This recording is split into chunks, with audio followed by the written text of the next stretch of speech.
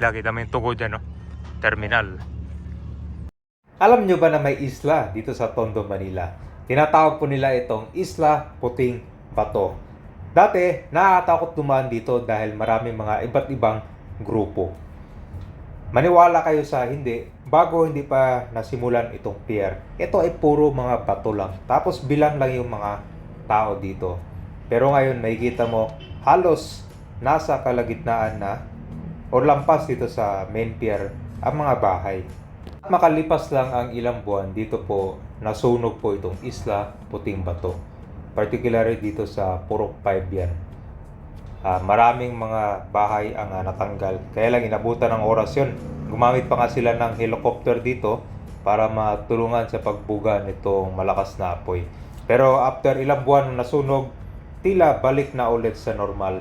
Mga bahay na nasira, lalo na yung mga gawa sa light materials, nakatayo na ulit.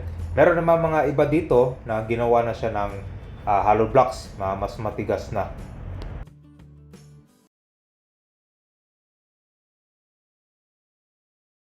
Alright, nandito na tayo sa Radial Road 10 Manila. So, isa sa pupuntahan natin ngayon, itong Isla Puting Bato. Kaya kung napabalitaan nyo na to, lalo na sa mga taga-Tondo dyan, ito yung dating puro bato lang. Na pantagan, notorious tong lugar na to kasi pag narinig nila Islang Puting Bato, nakatakot agad sila, parang ayaw nilang pumunta dito. Pero sa ngayon, pakita ko sa inyo yung sitwasyon. Actually, makalipas lang yung ilang buwan nung nasunugan ito sa lugar na to. Dami din mga bahay ang natanggal yan. Tapos nung napunta natin, tinanong ko kung ma-relocate ba kayo. Kasi ito, nasa danger zone ka dito sila eh. Literally, nasa dagat sila nakatira malapit sa pier pa ng Manila. Kaya, tapos yung mga bahay pa dito, dikit-dikit. Gawa pa sa mga light materials. Kaya, konting sunog lang tapos merong malakas na hangin. Talagang damay lahat, no?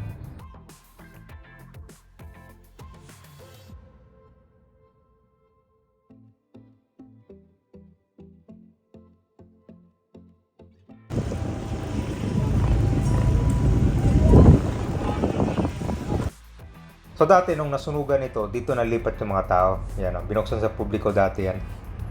Tapos ito, meron siyang maliit na kalsada na para lang sa mga motor na papunta dito sa mga iba't ibang purok dito sa Isla Puting Bato.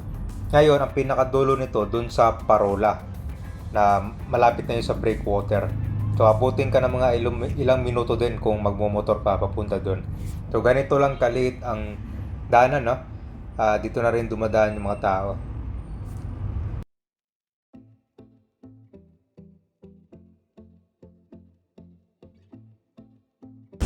Mga pwede pa rin daanan. Ngayon na napuntaan pala ito. Mahaba hanggang dun sa Parola. Yung mga bahay dito. Nung nasunog to, pinuntahan natin dito. Halos yung mga bahay dito na gawa sa kahoy. Ito sir, ubos lahat dito, no? Maliban na lang dito sa mga, actually yung mga gawang concrete din, pinalitan din siguro. Dahil sa init, no? Yung iba yan,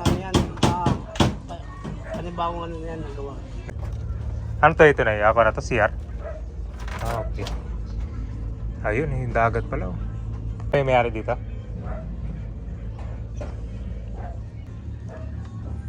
Yan, yan, may kita mo na yung dagat yan, no? Yan yung pier ng Manila, kita mo yung tugod yan, no? Terminal. Yan. So dati nung napuntahan natin itong sunog, November 2024 lang. Halos lahat ng mga bahay dito, sunog yan.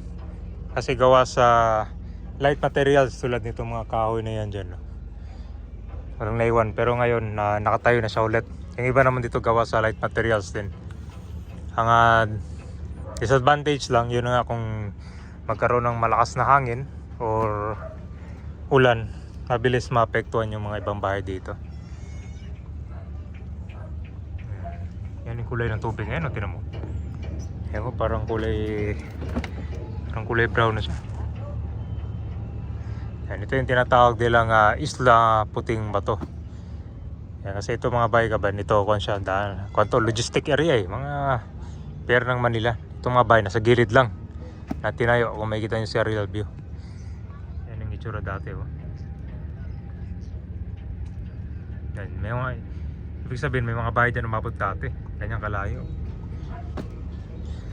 So basically kung gusto mong mabilis tapos dito, maraming kwento gawa sa mga bangka. Puro bato lang to dati dito. Papunta rin sa breakwater ba yan? Yan ang batuan yan. Yan ang batuan yan. So itong katabi nyo dyan sir, anong tawag dyan? Yung katabi nyo dyan, yung maraming mga container van, anong tawag dyan? Pier? Sa Anjay, papunta ron.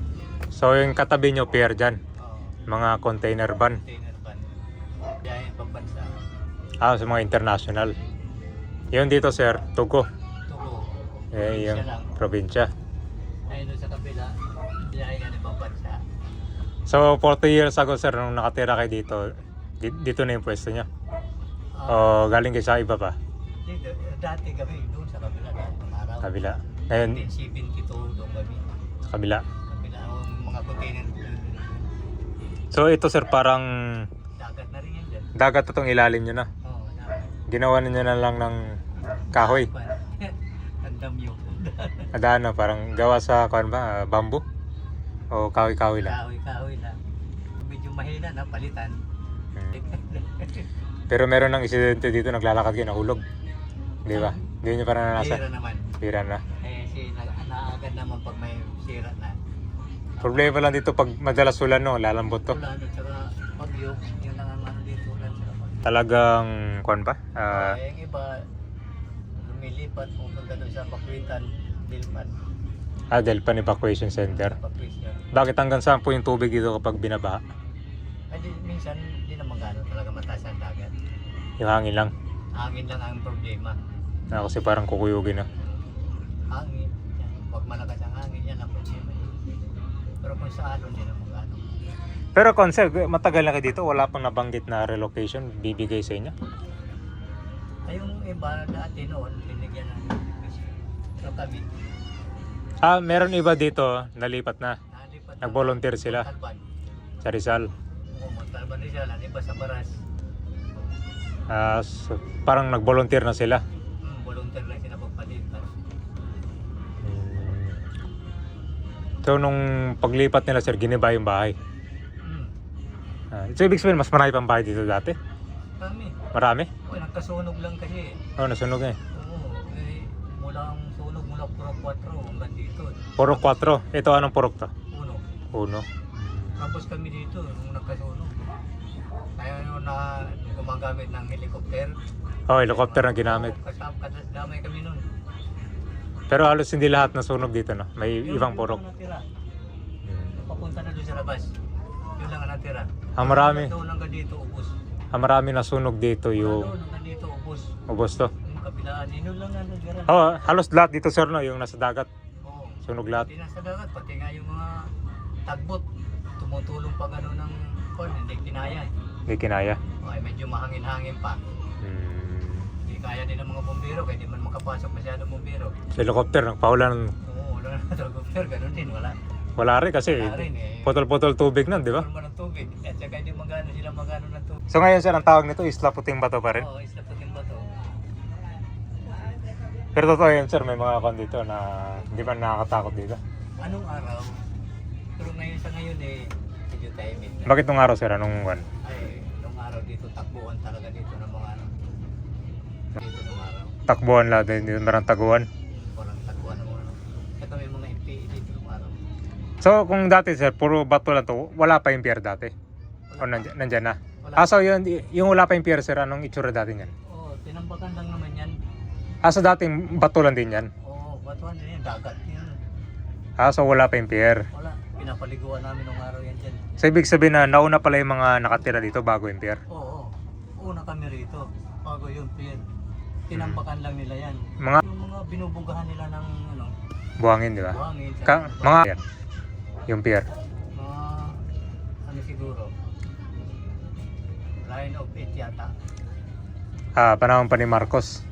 Ay, hindi pa nga mayari-yari yung bahay namin kay kapos-kapos talaga sa panggastos. Ay, yung material sa kinukuha niya lang o binibili din? Binibili. Kaya hindi pa matapos-tapos yung aming mga bubog-bubog ay wala mang pambili.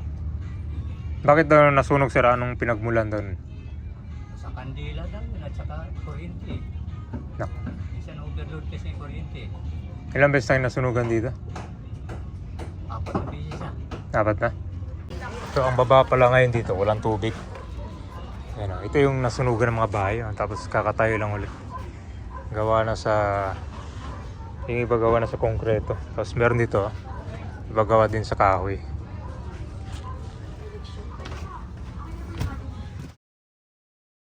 So napunta natin dito sa Purokpor, abangan nyo yung kasunod dyan naman sa kalagitnaan. Although itong Isla Puting Bato hanggang dun malapit sa Parola. Mahaba-haba to, ang pinakatanging daanan lang to dito sa maliit na kalsada na yan, no? Di ba? So ito po yung mga slum area na malapit dito sa Pier Manila. Ngayon, nung tinanong ko, meron naman iba dito na nag-volunteer na silang ma-relocate sa ibang lugar tulad ng Bulacan, Laguna, Cavite. Ang karamihan na gusto nila pag na-relocate, malapit lang dito sa Manila. Dahil nandito karamihan ng kanilang hanap buhay, ang kanilang anak, dito na rin nag-aaral at marami silang mga kamag-anak dito. At alam nyo ba na sa Manila, marami na rin mga housing projects ang naitayo dito.